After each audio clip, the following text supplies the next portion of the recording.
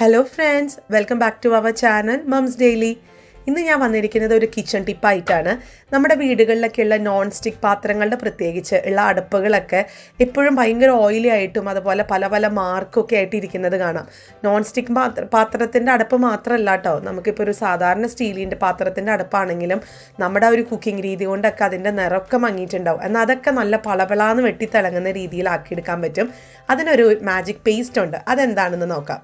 അപ്പോൾ ഇതിവിടെ ഞാനിപ്പോൾ ഈ ഒരു നോൺ സ്റ്റിക്ക് പാത്രമുണ്ട്, അതിൻ്റെ ഒരു അടപ്പാണ് എടുത്തിരിക്കുന്നത്, മൂടികയാണ് എടുത്തിരിക്കുന്നത്. നിങ്ങൾക്ക് കാണാം അപ്പടി എണ്ണമയും അതുപോലെയൊക്കെ നമ്മൾ എന്തുമാത്രം കഴിക്കുന്നാലും നമ്മളെ മേടിച്ച സമയത്ത് ആ ഒരു എന്താ പറയുക അത്രയും ക്ലീനായിട്ടും അത്രയും തിളങ്ങുന്ന രീതിയിൽ നമുക്ക് കിട്ടാറില്ല. ഇതും മറ്റൊരു കുഞ്ഞൊരു നോൺ സ്റ്റിക്ക് പാത്രത്തിൻ്റെ അടപ്പാണ്. അപ്പോൾ നമുക്കിത് എങ്ങനെയാണ് ചെയ്യാമെന്ന് നോക്കാം. അപ്പോൾ അതിനായിട്ട് നമുക്കൊരു പേസ്റ്റ് തയ്യാറാക്കണം. അപ്പോൾ നമുക്ക് ആദ്യം അതൊന്ന് തയ്യാറാക്കാം. അപ്പോൾ അതിനായിട്ട് ഞാനൊരു ബൗൾ എടുത്തിട്ടുണ്ട്. ഈ ബൗളിനകത്തോട്ട് ആദ്യം ചേർക്കുന്നത് 1/2 ടേബിൾ സ്പൂണോളമുള്ള ബേക്കിംഗ് സോഡ അല്ലെങ്കിൽ അപ്പക്കാരപ്പൊടി എന്നൊക്കെ പറയും.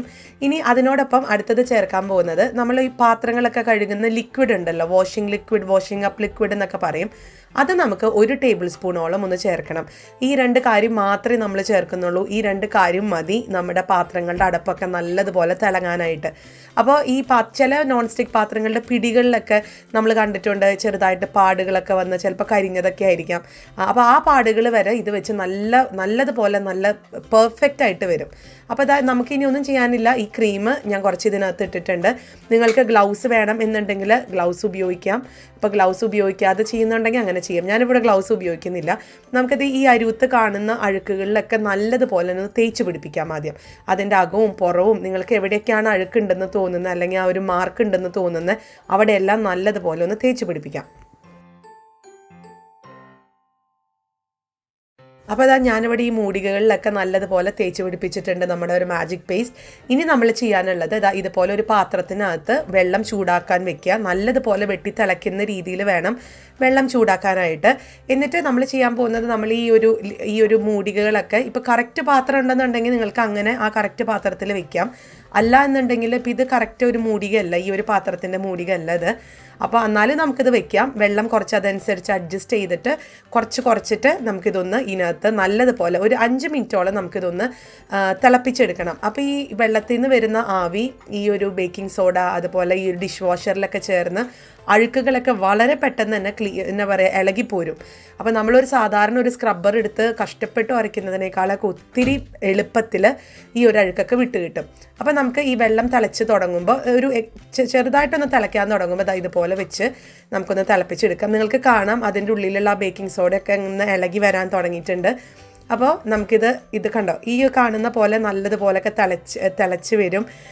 നമുക്കിനി ഇത് കഴിയുമ്പോൾ ഇത് തിരിച്ചൊന്ന് ഇട്ട് കൊടുക്കണം. കാരണം നമുക്ക് അകം മാത്രം ക്ലീൻ ആയാൽ പോരല്ലോ, നമുക്കതിൻ്റെ പുറം കൂടെ ക്ലീൻ ആവണം. അപ്പോൾ അതുകൊണ്ട് നമുക്ക് കുറച്ച് കഴിയുമ്പോൾ നിങ്ങൾക്കൊരു 2 മിനിറ്റൊക്കെ കഴിയുമ്പോൾ നമുക്കിതൊന്ന് എടുത്ത് തിരിച്ചിട്ട് കൊടുക്കാം.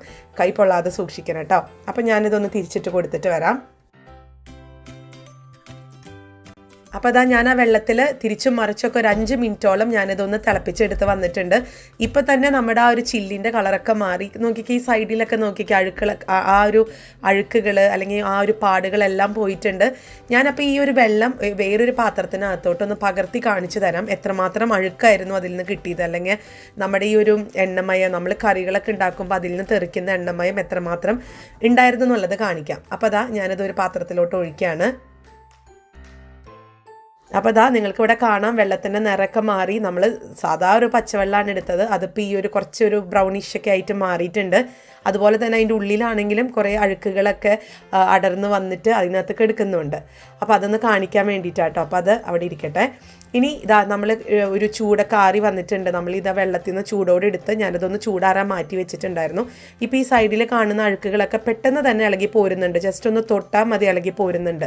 അപ്പോൾ ഇനി നമുക്കിത് നോർമലി നമ്മൾ സാധാരണ വാഷ് ചെയ്യുന്ന പോലെ നമ്മളൊരു വാഷിംഗ് ലിക്വിഡ് വെച്ചിട്ടോ അല്ലെങ്കിൽ സോപ്പ് എന്താണെന്ന് വെച്ച് നമ്മളതൊന്ന് കഴുകിയെടുക്കുകയാണ് ചെയ്യുന്നത്. അപ്പോൾ ഞാനിതൊന്ന് സാധാരണ പൈപ്പ് വെള്ളത്തിലാണ്, ഇനി നമുക്ക് ചൂടുവെള്ളത്തിൻ്റെ ആവശ്യമൊന്നുമില്ല. ഞാനിതൊന്ന് കഴുകിയെടുക്കുകയാണ്. നമുക്കിത് ആഴ്ചയിൽ ഒരു ദിവസം, ആഴ്ചയിൽ ഇപ്പോൾ ഒരു ശനി ഞായർ കിട്ടുവാണെന്നുണ്ടെങ്കിൽ ആ ഒരു സമയത്ത് നിങ്ങളിതൊന്ന് ചെയ്ത് നോക്കുക. എല്ലാ പാത്രങ്ങളും ഇതുപോലെ ഒന്ന് ചെയ്യുക. പാത്രത്തിൻ്റെ അടപ്പുകൾ ഇതുപോലെ ചെയ്യുക. നല്ല അടിപൊളിയായിട്ടിരിക്കും. നല്ലതുപോലെ പുതിയത് മേടിക്കുമ്പോൾ എങ്ങനെയായിരുന്നോ അതുപോലെ തന്നെയായിരിക്കും. ഇതാ ഞാനിതൊന്ന് കഴുകിയെടുത്ത് വന്നിട്ടുണ്ട്. ഇപ്പം തന്നെ നോക്കിക്കേ നല്ലതുപോലെ തിളങ്ങുന്നില്ലേ.